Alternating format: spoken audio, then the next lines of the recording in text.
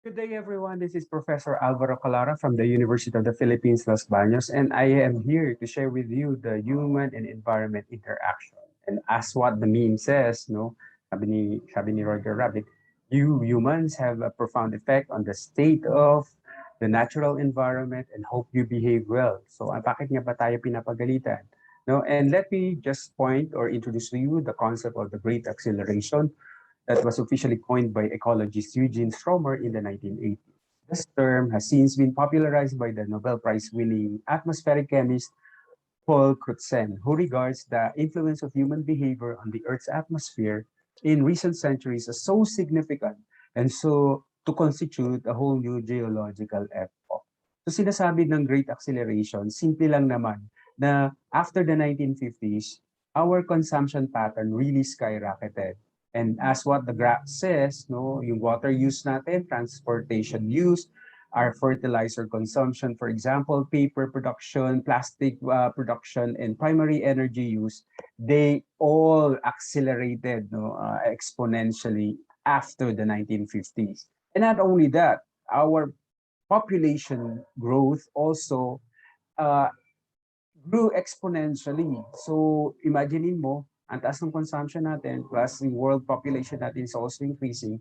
Naturally, nag-accelerate din yung human impact on the natural systems. And this is shown in the graphs that you have in front of you, no? Nagkaroon ng terrestrial biosphere degradation, nagkaroon ng marine fish capture, no? Nagkaroon ng carbon dioxide emission, ocean acidification, and tropical forest loss. And we have disrupted Earth's natural systems because of this. Because of human activities, we've created so much environmental impact, such as the biodiversity shifts, changing geochemical flows, changing land use and land cover, global pollution, climate change, and depletion of natural resources.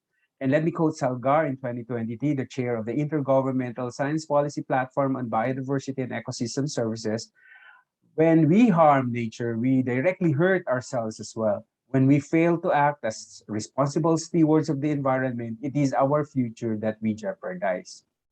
And as we can see, we are experiencing now, because of these changes in the environment, we are severely affecting our health, and jeopardize the decades of public health gains that we have obtained.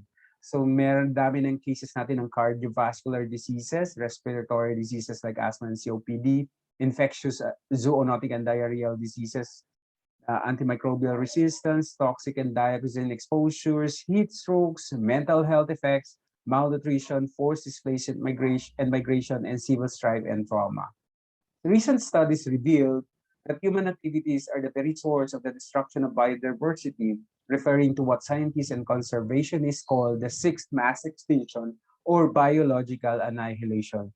That's according to Population Matters. And let me just remind you of the role of the biodiversity, in terms of maintaining the balance of the ecosystem, providing biological resources, social benefits, food supply, medicinal resources, and industrial products.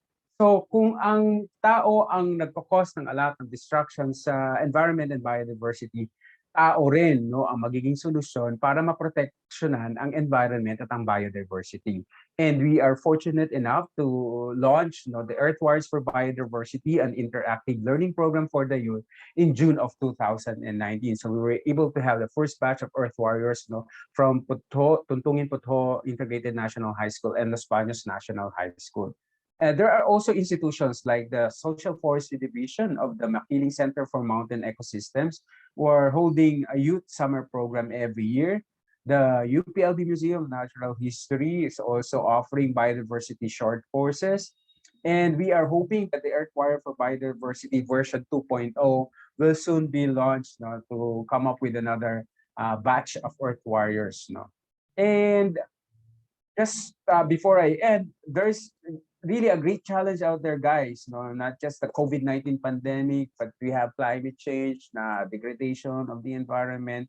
So the quality of our environment influences the quality of our health, our well-being, and our lives. Supporting a healthier planet supports healthier people. So let's commit to supporting a healthier world in every way you can. So thank you very much for listening. Once again, this is Professor Alvaro Calara from the University of the Philippines, Los Baños, a certified Earth Warrior. Good day to all of you.